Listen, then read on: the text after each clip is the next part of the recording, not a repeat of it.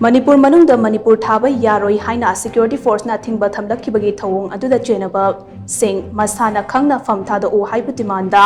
Bisnupur district Kainau Thongkhada miyamna wakat mifam chathakre wakat mifam aduda saruk yakhibi ahong sangbam Lakshmi Kaubi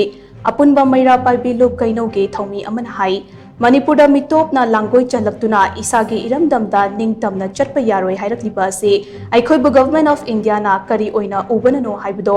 miyamda mayek singna khanghallu makhata na Manipur miyamgi apambagi mayokta thabak chatharaklabadi Manipur gi miyamna su tumina yengduna kaidonungda leiroi haibase khangadabani haina su makhata khi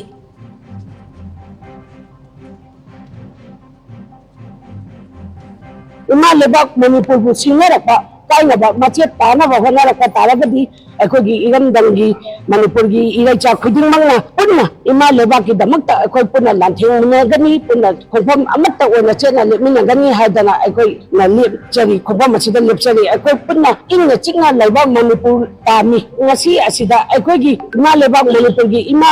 singchina adagi kokomi gi kamgu singchina changchalaga governor da akhoi gi iramdam Manipur thaba bas Manipur muthalu chinjilu haibagi damakta kari maram gi no ngache Manipur thaba yadaragadi akhoi karamana kano tawgani haidana akhoi gi